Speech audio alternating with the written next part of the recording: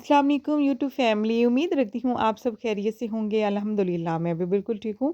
आज एक बहुत ही ज़बरदस्त मज़ेदार और झटपट से बनने वाले लड्डू पीठियाँ की रेसिपी लेके आई हूँ। जी हाँ, घर पे हम कैसे कमर्शियल तरीके से, मज़ेदार तरीके से और आसानी से लड्डू पीठियाँ बना सकते हैं। आइए चलते हैं अपनी इस मज़ेदार और आसान सी रेसिपी की तरफ। उससे पहले अगर आप मेरे चैनल पे न्यू हैं तो प्लीज़ मेरा चैनल ज़रूर सब्सक्राइब करें और साथ ही इस बेल आइकन के बटन को प्रेस करें। इससे आने वाली हर न्यू वीडियो का नोटिफिकेशन आपको बर वक्त मिलेगा। और वीडियो पसंद है इसे लाइक ज़रूर करें और शेयर करें फैमिली एंड फ्रेंड्स में भी। तो बिस्मिल्लाहिर्रहमानिर्रहीम, यहाँ पे मैंने माश की दाल ले ली है तकरीबन 80 ग्राम, 80 ग्राम के जितना, और अराउंड 400 ग्राम के जितना चने की दाल है। और इनको अच्छे से मैंने वॉश करके सोक करके रख दिया था ओवरनाइट के लिए। अब इसको पानी अच्छे से मैंने ड्रेन कर लिया है। अब इसको फूड प्रोसेसर में डाल रही हूँ मैं, ताकि इसको अच्छे से मैं ब्लेंड कर सकूँ। और माश की चने की दाल ऐड करके फिर मैं इसमें डाल रही हूँ 2 टीस्पून क्रश चिली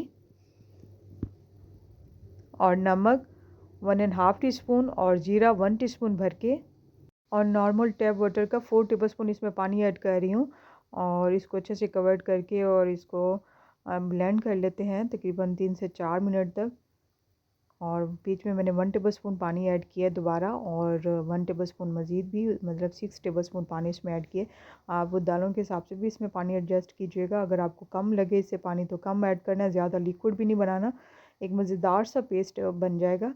तो 1.5 टीस्पून इसमें बेकिंग पाउडर ऐड कर रही हूँ। और अच्छे से ब्लेंड करने के बाद मैंने इसको बाउल में ट्रांसफ़र कर लिया था, मिक्सिंग बाउल में, ताकि मैं इसके अच्छे से मज़ीद अगला प्रोसीजर जो है वो ये बहुत ज़रूरी है। बेकिंग पाउडर ऐड करके आप चाहें तो स्पैचुला से या किसी स्पून से इस तरह अच्छे से मिक्स करना है 7 से 8 मिनट तक, ताकि ये लाइट सा फ्लफ़ी हो जाए। और इसको अगर आपने बेहतरीन रिज़ल्ट देना है ताकि झटपट से हो जाए, तो मैं इसका हैंड मिक्सर का इस्तेमाल कर रही हूँ। इससे ये होता है कि जो लड्डू पीठी होती है वो बहुत ही ज़्यादा सॉफ्ट होती है अंदर से, और ऊपर से क्रिस्पी और मज़ेदार होती है। वरना ये सख्त हो जाएगी, अगर आप ये प्रोसीजर नहीं करेंगे तो लड्डू पीठी सख्त हो जाएगी और खाने में भी मज़ा नहीं आएगा। तो इसलिए ये ज़रूरी है। आप देखें, इसको मैंने ब्लेंड किया और बिल्कुल लाइट सा फ्लफ़ी सा इसका बैटर माशाल्लाह हो गया है। और ज़बरदस्त माशाल्लाह हमारा ये तैयार है बैटर। अब इसमें मैं स्मोक दे देती हूँ। आप चाहे तो लड्डू पीठियाँ बनाने के बाद भी स्मोक दे सकते हैं, लेकिन मैं इस वक्त इस बैटर में दे रही हूँ, क्योंकि लड्डू पीठियों में स्मोक देने से वो ठंडी भी हो जाती हैं। तो ये बहुत अच्छा स्टेप होता है, इसमें बहुत अच्छी सी फ्रेगनेंस भी होती है, तो खाने में भी मज़ा आता है। ये भी स्टेप बहुत ज़रूरी है। अब इसको स्मोक देनी है उस वक्त तक जब तक इसमें अच्छा सा स्मोक आ जाए। तकरीबन 1 से 1.5 मिनट तक मैंने इसको छोड़ दिया था। अब इसके अंदर से हम फॉइल पेपर के साथ कोयला निकाल लेते हैं, और यहाँ पे फ्राइंग के लिए मैंने ऑयल गर्म करने के लिए रख दी है। तो माशाल्लाह से माशाल्लाह बहुत ज़बरदस्त जो हमारा बैटर है, और स्कूप मैंने ले लिया ताकि इक्वली हम इसको फ्राई कर सकें सेम शेप में। स्कूप को मैंने पानी में, नॉर्मल पानी में डिप किया ताकि आसानी से स्कूप आउट कर सकूं। और एक स्कूप फुल करके इसमें ऑयल में ऐड कर रही हूँ, ताकि अच्छे से एक शेप में ये फ्राई हो जाए, और छोटे बड़े साइज़ भी ना हो, इक्वल शेप होगी तो बहुत अच्छा लगेगा, क्योंकि ख़ुद भी थोड़े से फूल भी जाते हैं, क्योंकि बेकिंग पाउडर भी तो अपना काम करता है। और याद रहे, इसमें हमने बेकिंग पाउडर ऐड करना है, बेकिंग सोडे का इस्तेमाल नहीं करना। जो खाने का मीठा सोडा होता है वो बिल्कुल भी इसमें इस्तेमाल नहीं करना। इसमें हमने बेकिंग पाउडर का ही इस्तेमाल करना है।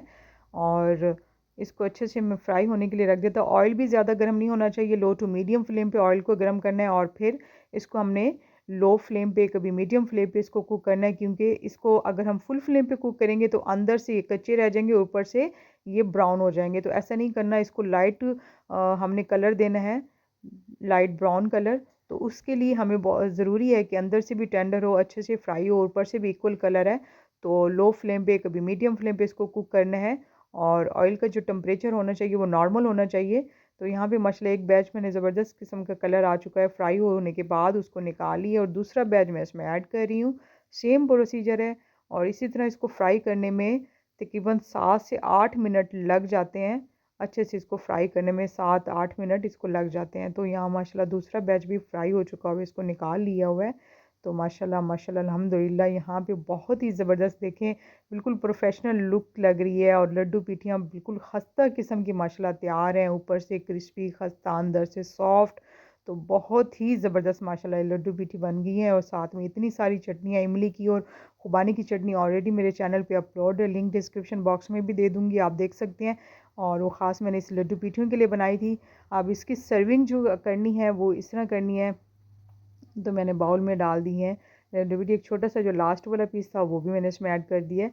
तो 3+4, क्योंकि ये मैंने खाना है तो मेरे मुंह से तो पानी आ रहा है इसको देख। कितनी ज़बरदस्त माशाल्लाह चटनियाँ, इमली की चटनी, और ये इमली की पल्प थी, और ये अब पुदीने की चटनी है, और माशाल्लाह से अब ये खुबानी की चटनी। तो ये भी मैंने चैनल पे अपलोड है, मैंने इसको बनाई थी ख़ास तौर पे और लड्डू पीठियों के लिए।